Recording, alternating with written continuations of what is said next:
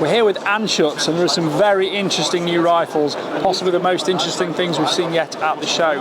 Both rimfire shooters and centerfire shooters, specifically the precision rifle markets in both cartridge calibers. So, over to you, tell me all about them. Good to see you, Chris. Thanks for being on the stand.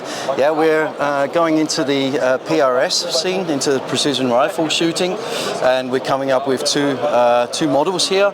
Here we have, based on our 1761 model, so the 22 LR rimfire, we have an MDT XRS chassis with our 61 well-known bolt action unit. We have a 22mm barrel on here.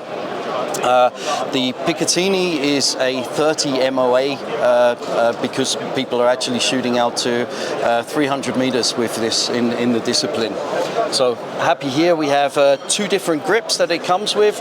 It's adjustable comb and also comes with 5 spaces for the stock. I've just had a go with the centerfires. We've got a titanium nitride coated bolt and a DLC diamond-like carbon coated bolt.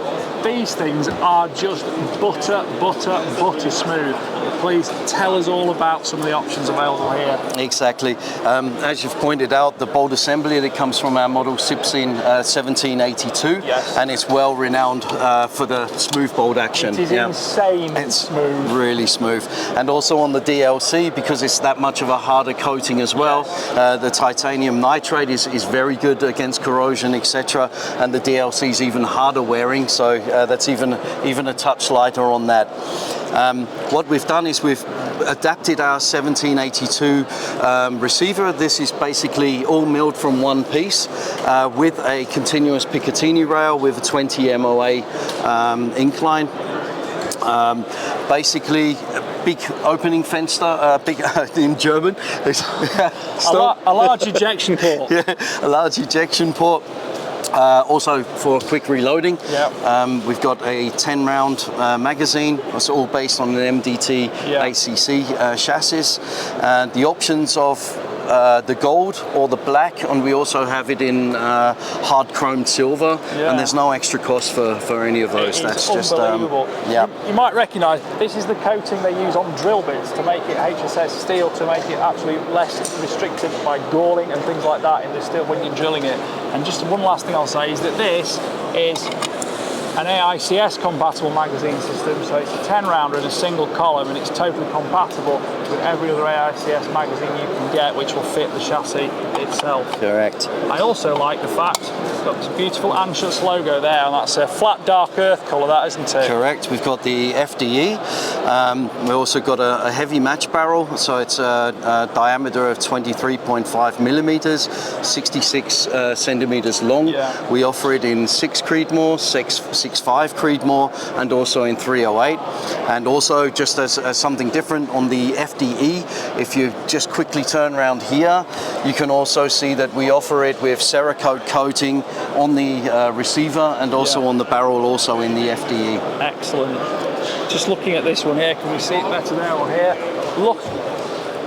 Look at all the beautiful machining here. It's just a lattice, it's like a skeletal lattice. And of course we've got adjustability for recoil pad and of course cheek piece to get that excellent optical alignment and the perfect length of pull to shoot you. This is also adjustable vertically to give you the most linear recoil transit through the rifle and minimise any muzzle jump or activity when firing the rifle. My regular viewers will see I am a stickler for ergonomics and also for breaking rifles. Now here's one thing, you don't get to find out what they're like unless you try and tempt them to break. And one of the things I love to do is to try and make a bolt jam.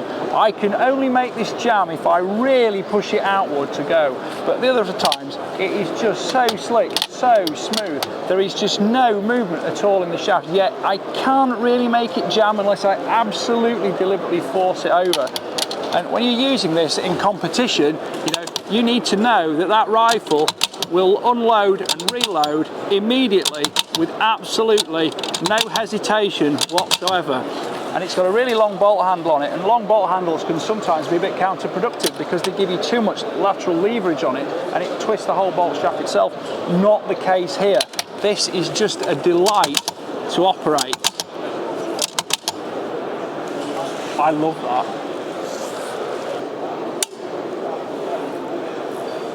That trigger's rather nice.